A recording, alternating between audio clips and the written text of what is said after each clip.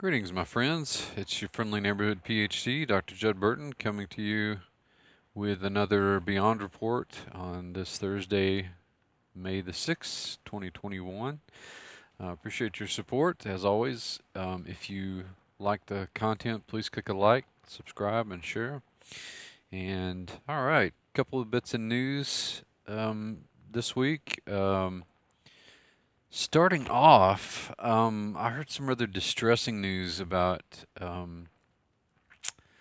the University of Texas marching band. Apparently, now there's at least a faction within the marching band that refuses to play rather the Eyes of Texas, which is a traditional Texas song that's been played by undoubtedly countless marching and concert and otherwise bands all over the state for over a century. And apparently the ruckus is over whether or not the Eyes of Texas may have connections to slavery or have been performed in minstrel shows. That has since been debunked. But there's a stalwart faction within the marching band that refuses to play, and so they're forming a separate band that refuses to play the Eyes of Texas.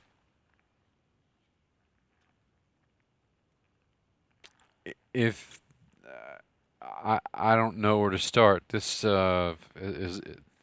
seems like a nomination for a Darwin Award to me. It's just completely absurd.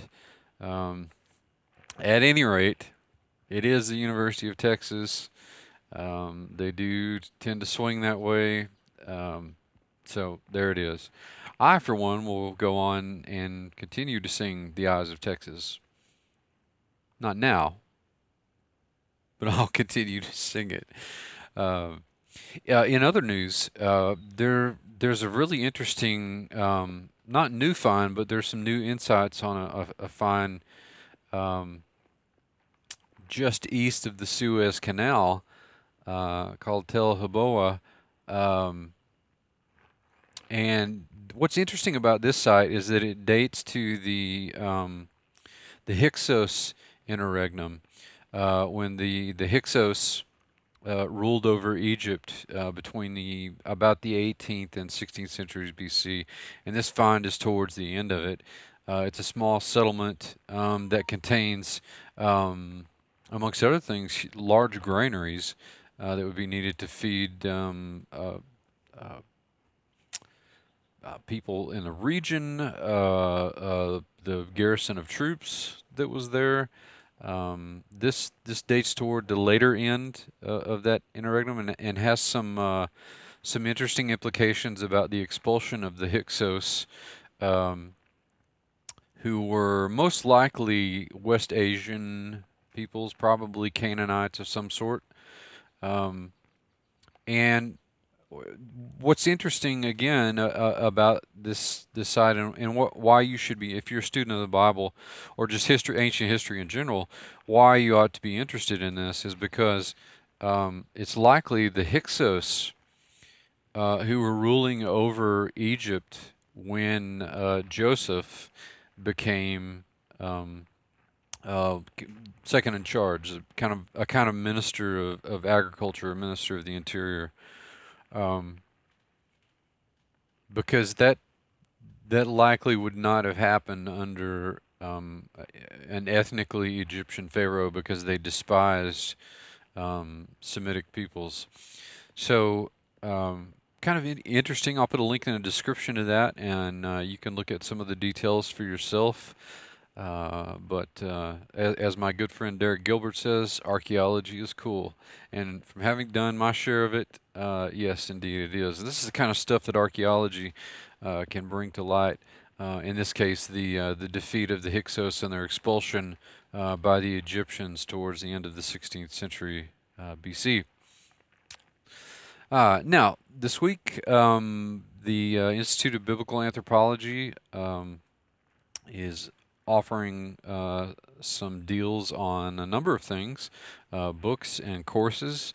For those of you who want to get, Interview with the Giant or the Nephilim Dossier or Paranormal Big Country or Paneas or the Shepherd Sling or any of the other edited volumes that I've done, um, those titles are on sale uh, for 15% off this week, and you can certainly take advantage of that.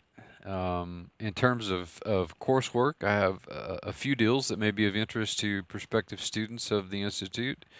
The first one is you can choose any of the certifications, biblical anthropology, which is more history and culture of the biblical world, biblical demonology, which is kind of self-explanatory, and then preternatural morphology, which is the demonic manifestation of these things in folklore and myth, in the form of vampires and werewolves and revenants and ghouls and things of that nature.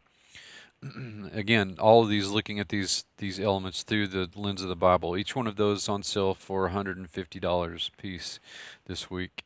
The new Rudiments of New Testament Greek is also on sale for $250, and you can get a big deal package with the third offer.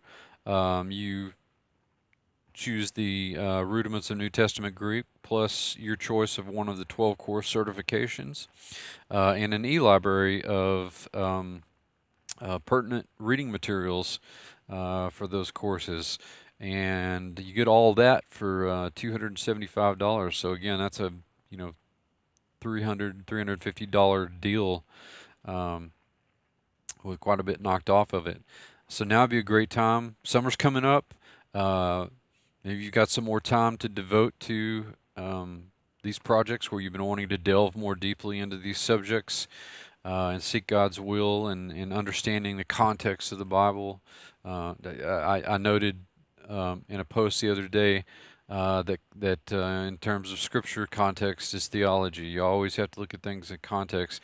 These courses are designed not only to help you do that, but they're designed for people who have jobs and families and have to work at their own pace. Um, so you're getting the scholarship, you're getting the academic rigor with something that you can do at your own pace. And I I have wonderful students. They put out good material and do good work, and you're welcome to join. Um, Over the next month, I'm looking to finish up some website updates and get the new platform for the classes put up. So there'll be a few changes coming along. So now is a really good time to take advantage of these deals and study at the Institute of Biblical Anthropology. And as always, for current students, past students, and future students, I thank you for your support. You help fund the war chest, as it were. These are all timely topics, so prayerfully consider registering for these classes. Now, I've also had some recent appearances. I was on Derek Gilbert's View from the Bunker, where we talked about Walpurgisnacht and May Day and some of the associations with witchcraft. And Fire Theft Radio was another appearance. And recently I was on Josh Peck's The Sharpening Report, where we talked about the Essenes, and that should be posted in the very near future. Very interesting discussion with Mr. Peck, and stay tuned for new things unfolding. I'll be presenting at the Defender Conference, which will be a virtual conference, June the 18th, and I'll keep you apprised of that as well. As always, thank you so much, and have a good evening, and Godspeed to you all.